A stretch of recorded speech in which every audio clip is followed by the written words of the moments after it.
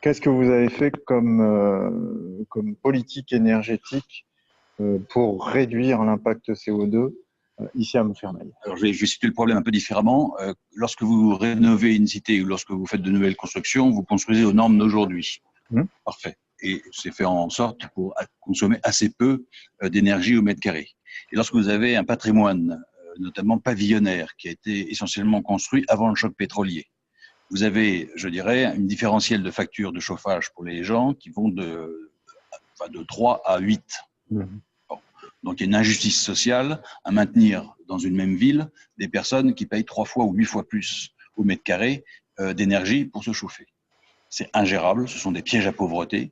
La facture énergétique devient la fracture énergétique. Et donc, on s'est dit, comment peut-on faire? Donc, on a pris effectivement le problème à bras-le-corps et on s'est dit, il faut un outil qui nous permette de rénover massivement et de manière très performante ces immenses nappes pavillonnaires. Mais mon problème, c'est celui du nord de la région parisienne, de l'est et du sud. Enfin, tous mes collègues maires, y compris en province, sont confrontés au même défi. Et donc, actuellement, avec le gouvernement, on est en train de monter le PREP, c'est le parcours de rénovation énergétique performant du pavillonnaire, pour se donner les moyens de solvabiliser des familles qui sont relativement pauvres, pour qu'elles puissent mettre leur pavillon en catégorie A. On resolvabilise les travaux sur l'économie d'énergie qui est faite, et en plus, on revalorise le bien, ce qui éventuellement, si on n'a pas fini de payer son emprunt au moment où on doit quitter le logement pour une mutation professionnelle ou autre, eh bien, c'est la plus-value qui permet de finir la chose. Donc, les pouvoirs publics ont eu un accueil très, très attentif et là, très intéressé, et on rentre vraiment dans l'outil qui, je pense, sera disponible d'ici quelques mois pour l'ensemble de la France.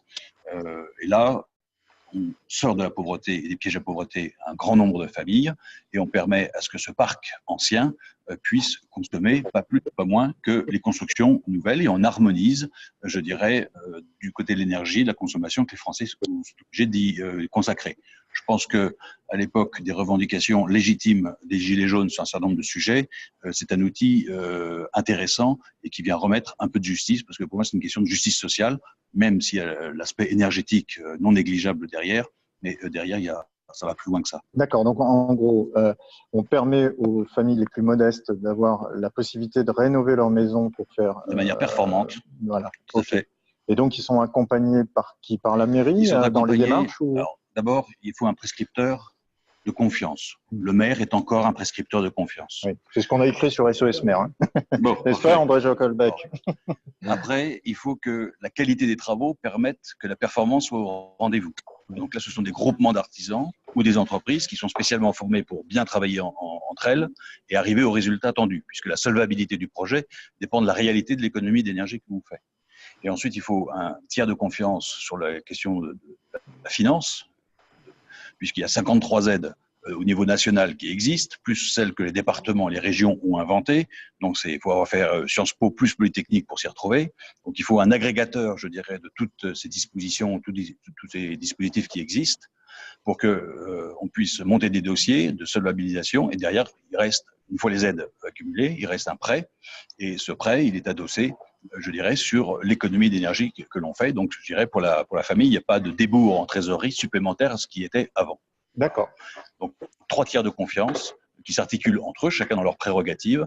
Donc, des fois, donc les maires sont à la manœuvre à chaque fois. Ensuite, pour les agrégateurs, des artisans, des entreprises, ça peut être au niveau des intercos, au niveau des métropoles, au niveau des régions. Chacun s'organise de la manière dont il veut et il faut laisser cette souplesse-là. Et les intégrateurs financiers peuvent être portés localement aussi.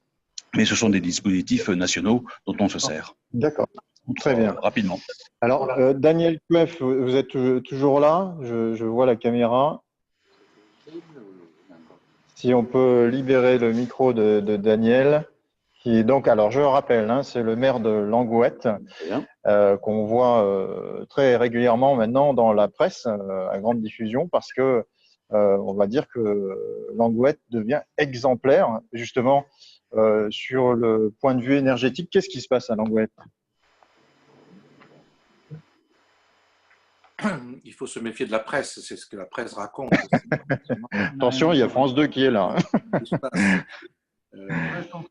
D'abord, je suis impressionné par ce que je viens d'entendre là, et je partage la philosophie et l'ambition. Mais ici, nous sommes dans un... Vous m'entendez? Oui, oui, parfaitement bien. Nous sommes dans un petit village, hein, 602 habitants, 710 vaches, donc un bilan méthane qui n'est pas excellent. Et c'est surtout intéressant parce que c'est un territoire très résistant à l'écologie. C'est un territoire qui traditionnellement s'est vraiment opposé à l'écologie, a été le territoire où est née l'agriculture laitière intensive, où c'est la première commune du département à avoir été totalement remembrée, c'est-à-dire que 100% du bocage a disparu pour le remembrement. Et donc, c'est une démarche environnementale qui s'est faite un peu à contre-courant de ce qu'avaient l'habitude de faire les personnes. Donc, ce qu'on a essayé de faire, c'est surtout de faire de l'écologie et d'en parler le moins possible, d'être dans une écologie de l'action plus qu'une écologie de l'incantation, et de prouver par l'expérience que l'écologie était une source de citoyenneté, était une source de convivialité, était une source d'économie.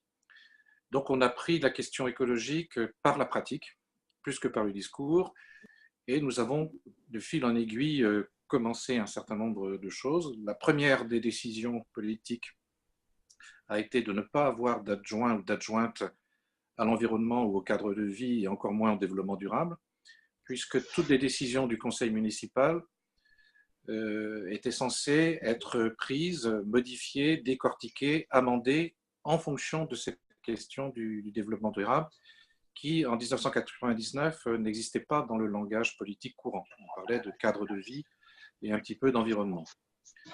Donc on a essayé, donc on a démarré comme ça, en tâtonnant dans une politique transversale.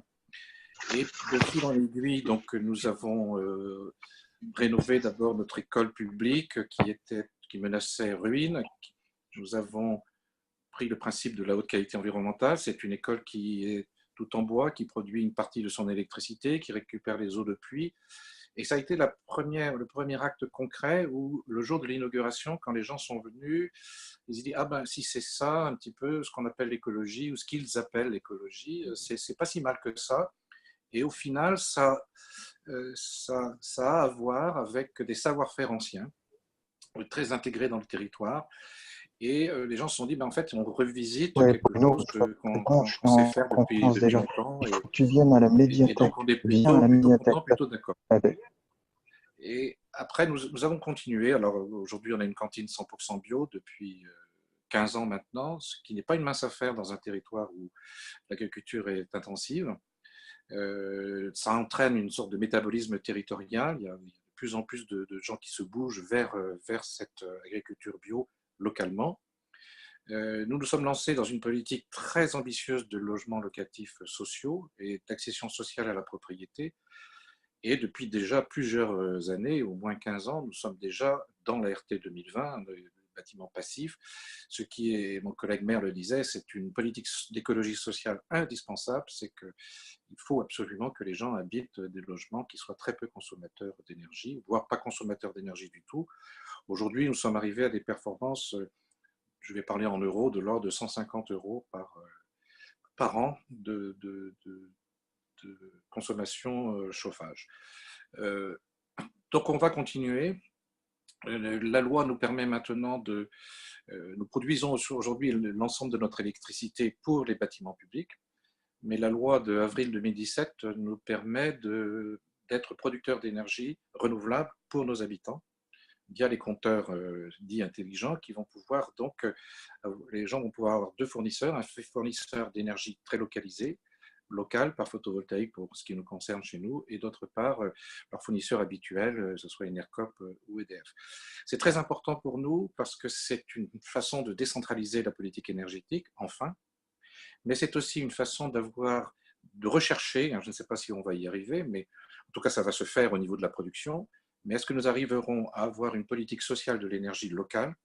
C'est-à-dire, est-ce que par exemple, une famille qui se trouve en difficulté momentanée, nous pourrons ou pas, techniquement on pourra le faire, économiquement il va falloir le vérifier, faire en sorte que cette électricité que nous allons produire, qui par exemple ne nous est pas utile, puisse aller dans les logements des personnes qui ont le plus de difficultés ou qui encore malheureusement sur notre territoire sont chauffées avec du chauffage électrique.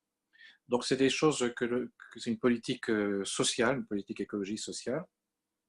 Notre plus grande difficulté au niveau énergétique aujourd'hui, c'est comme la plupart des gens travaillent sur la métropole rennaise, donc on fait des gains importants en termes de déplacement, en termes de chauffage, mais on perd cette économie dans les logements, on la perd en allant travailler sur le bassin rennais, en utilisant des voitures à essence, etc. Donc on essaye de lancer, on s'est lancé depuis un mois, une flotte de véhicules en autopartage, composée de 6 véhicules, dont un véhicule électrique, qui permettent aux habitants de s'entraider pour covoiturer et se déplacer sur leur lieu de travail.